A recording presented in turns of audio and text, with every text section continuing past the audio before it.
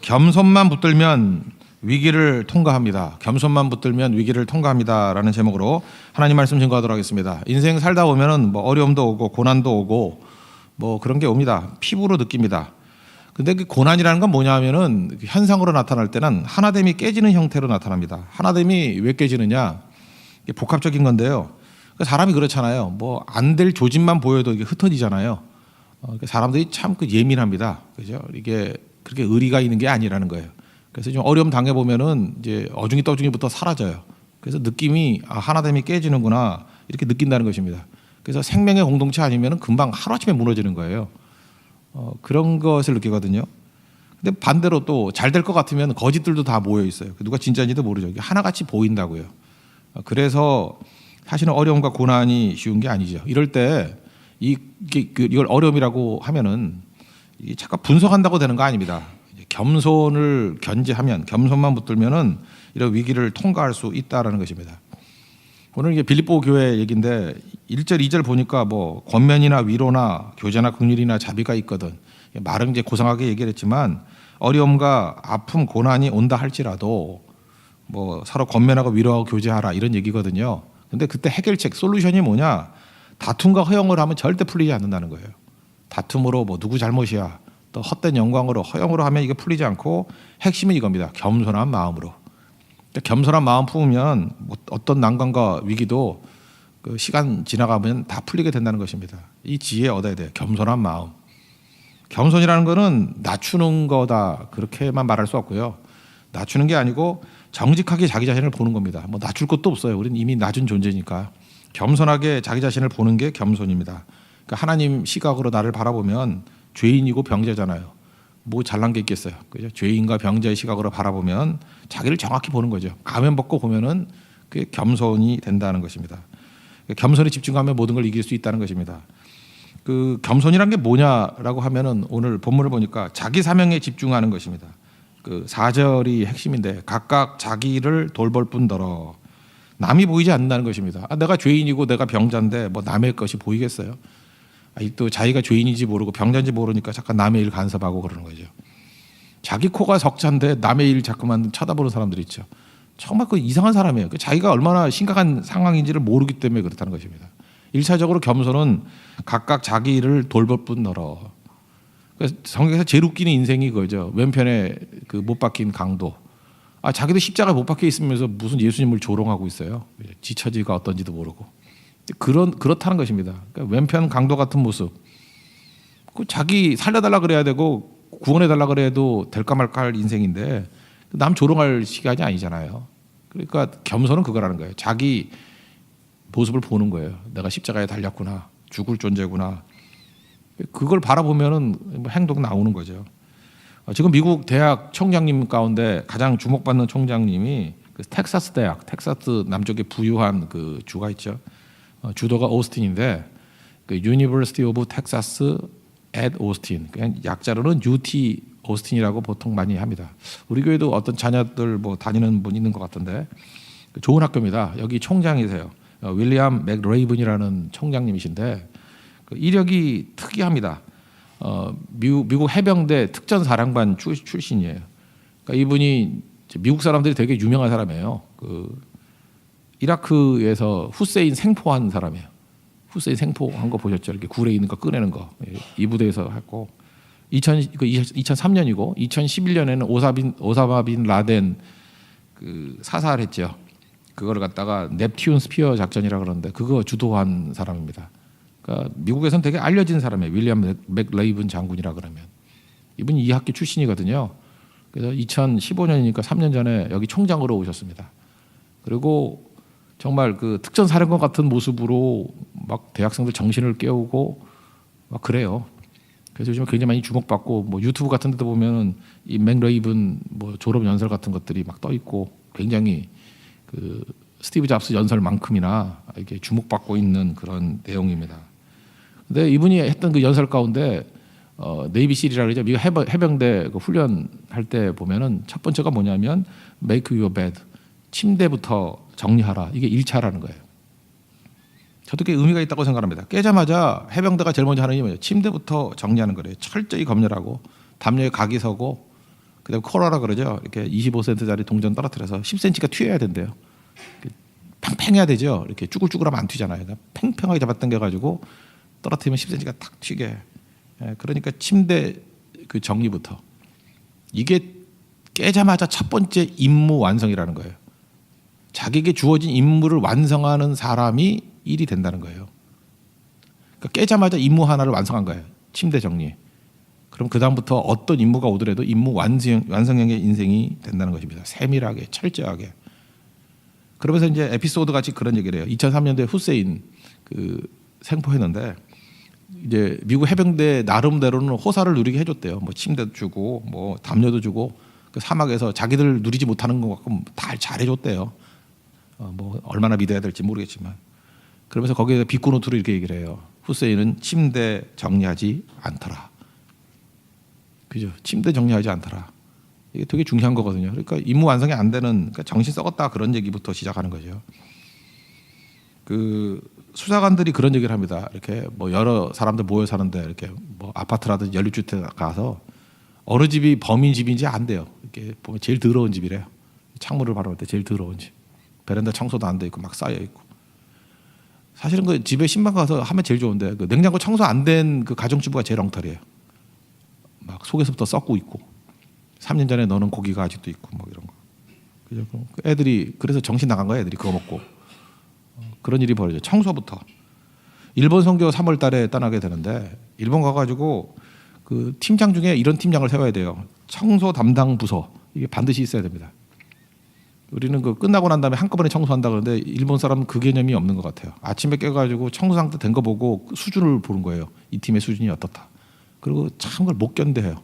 우리 한국 사람들이 보면은 청소 안 한다고 그걸 못 견뎌해. 제가 볼 때 일본이 뭐 우리보다 나은 부분이 좀 있다 그러면 이 부분은 분명히 나은 거예요. 깨자마자 첫 번째 임무 완수가 되기 때문에. 우리는 그보다 영적으로 더 낫죠. 우리 첫 번째 임무 완수가 무엇입니까? 우리 새벽기도잖아요. 아침에 깨가지고 새벽기도를 해서 영적으로 무장해서 첫 번째 임무를 완수한 사람이 하루를 어떻게 살겠어요? 승리하겠죠. 근데 깨자마자 정신없게 뭐 지각이나 하고 뭐 이런 사람들 그 임무 완수가 되겠습니까? 그거는 그래서 지각은 사실은 그 정신의 문제거든요. 그래서 대부분 그런 사람들은 진급도 안 되고 안 쓰죠. 그러니까 30분 일찍 가는 게 그래서 중요하다는 것입니다. 임무 완수. 특징이 무엇입니까? 자기 자신을 돌아볼 줄 아는 거예요. 뭐 이런 거 있죠. 이렇게 일을 시켜봐도요. 어떤 사람은 좀 이렇게 잘 못하는 사람이죠. 일을 못하는 사람들. 그냥 쉬운 일을 시켜요. 뭐 어려운 것도 아니에요. 그래서 했냐 이렇게 물어보면 그거 나중에 해도 된대요. 뭐 이렇게 예약 같은 거 있죠. 뭐 그런 예약 같은 거 나중에 해도 돼요. 그 사람의 그 생각 구조를 보게 되는 거예요. 계속 미루거든요. 계속 미루니까 그 삼류 인생이죠. 일반 사회에서는 그거 얘기 안 합니다. 그냥 평가만 하지. 아, 저거 삼류구나. 그리고 말을 안 하죠. 근데 그렇게 살면 계속 삼류 되는 거예요. 그러니까 즉각해야 됩니다. 즉각. 나중에 미뤄가지고 어떤 일이 벌어지고 그러니까 맨날 문제 벌어지고 수습하다가 끝나는 인생이 되는 거죠. 늦게 하면 반드시 문제가 되거든요. 그 금방 할 때는 되게 쉬운 건데 늦어지면 다 어려워지는 거예요. 그리고 항상 그 데드라인, 그 마감일 직전에 일들을 하잖아요. 그거는 누구나 그런 게 아니고요. 삼류만 그렇게 삽니다. 그 인류 인생들은 그렇게 안 살아요. 미리미리 준비하고 살지. 절대 그렇게 안 살아요. 그걸 말을 안 하죠. 원래 삼류들이 시끄럽거든. 안 되니까. 오늘도 겸손이 뭔지 아십니까? 하나님 앞에서 내 부족함을 느끼는 거예요. 연약함을 느끼는 거예요. 그래서 하나님 앞에 서면 나를 보는 거거든요. 내가 얼마나 부족한가, 내가 얼마나 연약한가. 그 자기를 돌보는 거거든요. 자기를 돌보는 것부터 자기 임무 완수 첫 번째부터 시작하게 되니까 말이 없죠. 그게 겸손함이에요. 그러니까 자기 자신이 서게 되고 갈등이다, 다툼과 경쟁이 사라지게 되고 문제가 풀리게 된다는 것입니다. 잘 보세요. 교회에서도 말 많은 사람들, 뭐 이렇게 함부로 고약한 말 하는 사람들 보면 자기 일 못 하잖아요. 그게 자격지심 때문에 그런 것도 있죠. 뭐 욕심 때문에 그럴 수도 있고. 그러면 입 다물고 있는 게 최선인데 그걸 못 하잖아요. 그러니까 불쌍히 여겨야죠. 굉장히 불쌍한 사람입니다. 그거는 비교할 대상도 아니에요. 그거는 중보기도의 대상이고 건져둬야 될 대상이라는 것입니다. 사울왕 보십시오. 자기 일 안 쳐다보고 다윗 쳐다보다가 평생 미치광이를 살잖아요. 영적으로 얼마나 더럽습니까?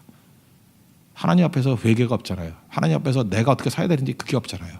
하나님 앞에서 울부짖음이 없잖아요. 나를 불쌍히 여겨달라고, 나를 건져달라고. 하나님 앞에 서게 되면 겸손함인데 나 자신을 보게 되고 자기 임무부터 시작하게 된다는 것입니다. 이런 가장 기초적인 것부터 붙들 수 있는 믿음의 정도이길 바랍니다. 두 번째는 겸손이란 건 뭐냐면 돌보는 사명에 집중한다는 것입니다. 거기 4절 하반절에 보니까 각각 다른 사람들의 일을 돌보아 그러죠. 다른 사람의 일들을 돌보는 일들이 벌어지게 된다는 것입니다.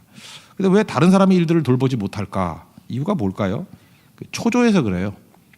그러니까 내 뜻을 이루어야 되거든요. 내 뜻을 이루어야 되고 내 시간 안에 이루어야 되니까 이 어차피 뭐 정신없게 산 인생 아니에요. 그러니까 항상 쫓기잖아요. 쫓기니까 남 돌아볼 여유가 없는 거예요. 그러니까 자기도 안 돌아보고 남도 안 돌아보고 그게 사는 게 아니라니까요. 자기도 안 돌아보고 남도 안 돌아보고 그 어떻게 사느냐 하면은 그냥 사람들의 그 흐름이 있죠. 그냥 흐름에 이렇게 동조하다가 그냥 어중이 떠중이로 살다가 끝나는 인생이에요. 사는 게 아니라니까요. 그냥 붕 떠서 사는 거죠. 초조하고 서두르는 거죠. 다른 사람이 안 보이는 이유는 뭐냐면 시간적으로 볼 때 my time, 내 시간이 있기 때문에 그래요. his time, 주님의 시간이 아니고 내 시간. 주님의 시간은 모르잖아요. 주님의 시간을 따르는 사람은 반드시 기다림이 있죠. 그래서 겸손한 사람은 기다리는 거예요. 주님의 시간에, 하나님의 시간에, 하나님의 때에 이루어진다라고 해서 기다리는 거죠. 그러니까 서두르는 건 교만함입니다. 왜 서둘러요? 내 때에 내 뜻을 이루어야 되니까. 기다리는 이유가 뭐예요?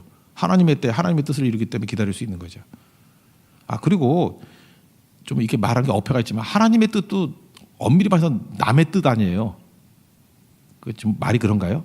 표현 좀 그러죠. 하나님을 남이라 그러니까 욕해도 할 수 없지만 뭐 설명하려니 그렇게 하죠.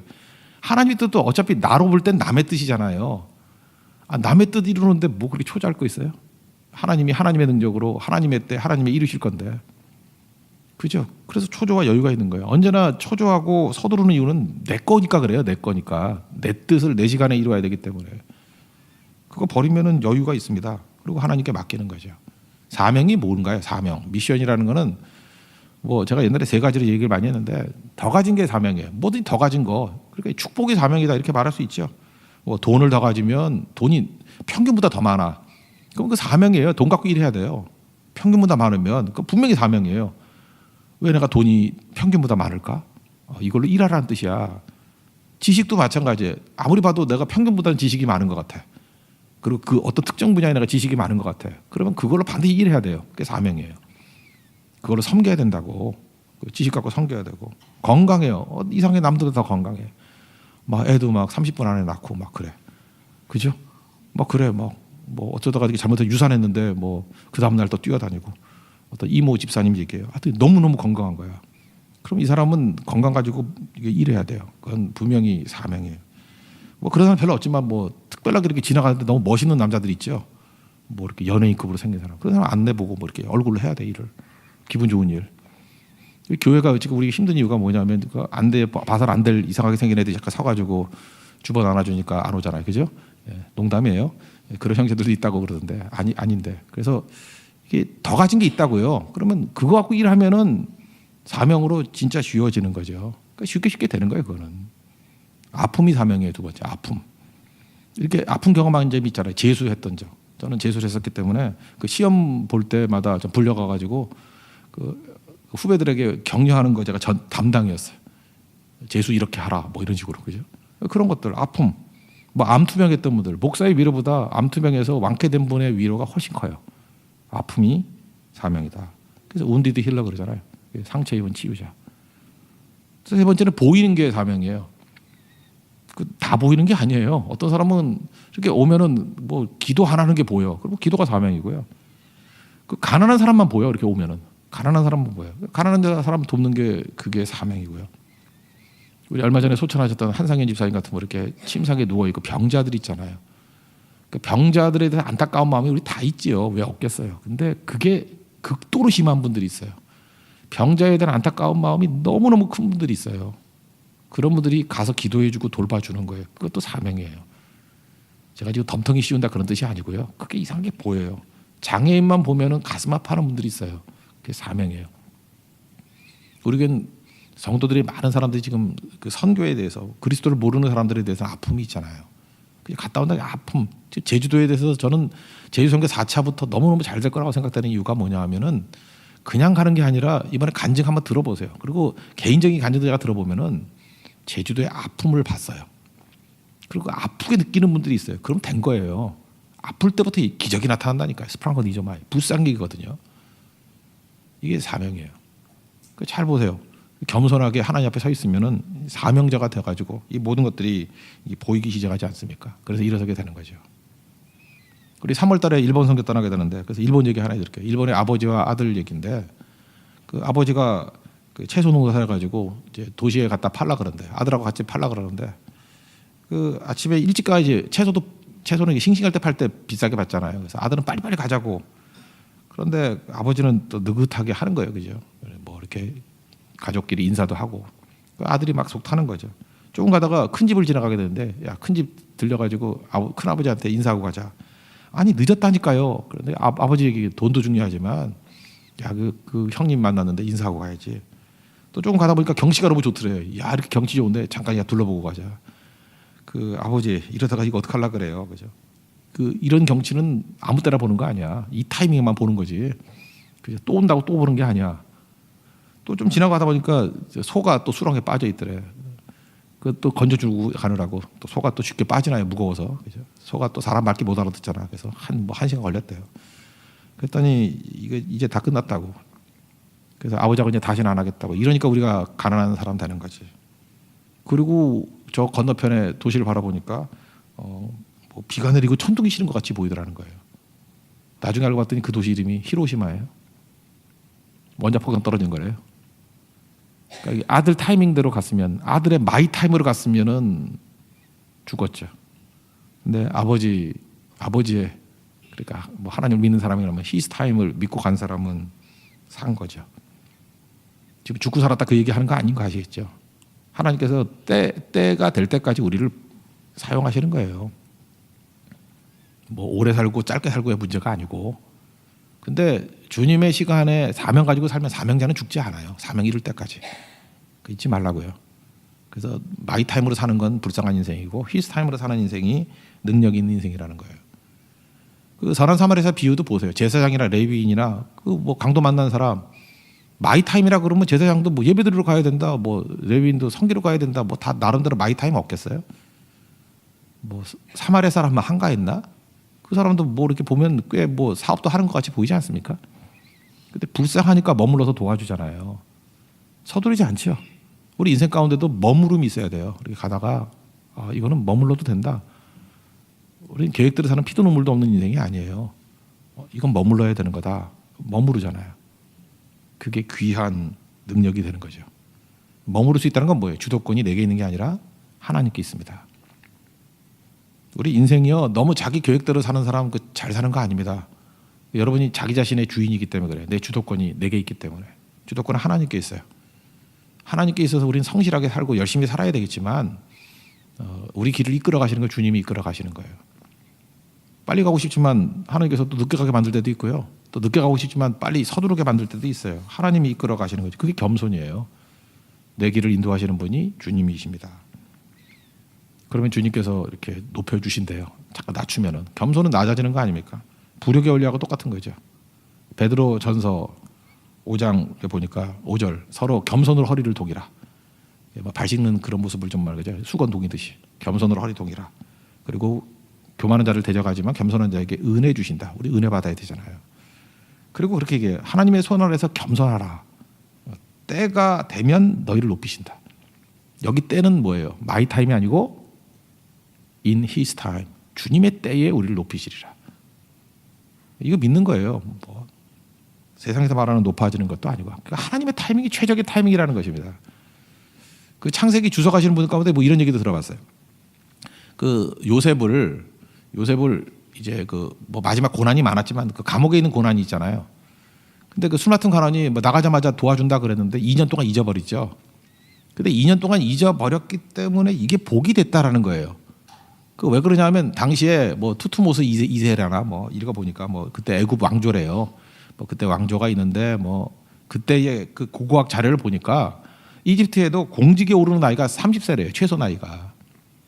그러니까 28살에 만약에 풀려났다 그러면 요셉은 집에 갔을 거라고. 아빠 그러고 집에 갔을 거라고. 그러면 그때 집에 갔으면 할 일이 뭐죠? 저 형이 나 팔았대. 그럴 거 아니에요. 저 형이 나 팔았대. 그러면 야곱이 열받아가지고 이놈 하고 막 덤비면 아들끼리 몇 명이 또 연합해가지고 아버지 도전하고 또 한 번 또 죽일 수 있죠. 요셉 요망한 거 죽여도 또 살아와. 이제 완전히 죽여버리마. 그러면 요셉 이야기가 달라졌겠죠. 상상이에요. 상상. 그렇지 않았겠어요? 여러분도 너무 고난이 빨리 끝나가지고 그 힘 가지고 난동 부리는 사람이 있어요. 난동. 그래서 인간의 뜻이 안 이루어지는 거예요. 근데 그냥 30세까지 그냥 넣어놓고 딱 2년, 딱 30살이라 그러잖아요. 30살. 공직에 나갈 나이. 이스라엘도 공직에 나갈 나이 30이거든요. 그때 그러니까 가능하니까 뭐 총리도 될 수 있는 거고, 그것 때문에 총리가 됐기 때문에 또 가족도 건질 수 있는 거고, 화합도 이룰 수 있는 거고, 축복을 받으면 치유가 되거든요. 이렇게 막 너무 어렵게만 살고 이렇게 축복을 못 받은 사람들이 이렇게 막 이를 갈고 그러는 거예요. 축복의 치유라고. 엄청난 축복을 통해서 치유가 되잖아요. 잘 봐서 이걸 뭐라 그래? 섭리라 그러고 합력하여 선을 이룬다 그러는 거 아니에요? 설명하니까 이런 거지. 설명 안 되더라도 하나님께서 우리에게도 최적의 시간이 있다고요. In His time. 그거부터 그러니까 높여주시고요. 제일 잘 되게 해주시고. 이건 뭐예요? 믿음이에요. 알고 가는 거 아니에요. 믿고 가는 거예요. 우리 하나님이 좋으신 하나님인가 믿으시죠? 그러니까 여기까지가 설교고, 이걸 또 다 기억할 리가 없잖아요. 여러분들이. 여러분 머리를 하니까. 위기가 와요. 하나됨이 깨지고 어려움이 와요. 그러면 딱 하나 붙들어야 돼요. 어떻게 해야 돼요? 겸손을 견지해야 돼요. 겸손 하나만 붙들면 모든 어려움과 위기는 다 돌파할 수 있다는 것입니다. 그래서 고난의 때 겸손해지십시오. 어려움이 있을 때 겸손해지고, 난관이 있을 때 겸손해지면 납작 엎드려서 주님만 의지하고 하나님의 때를 기다리면 그 하나님의 때 우리를 높이시고, 또 하나님의 때에 가장 좋은 것을 우리를 채워주셔서 하나님이 주신 건 부작용이 없어요. 축복의 독이 사라져요. 보고의 독이 사라진 보고 매운탕이 돼요. 그런 인생을 살 수 있는 하나님의 거룩한 종 되기를 축원합니다. 모두 자리에 일어나겠습니다. 주님의 뜻을 이루소서 찬양합시다. 425장입니다.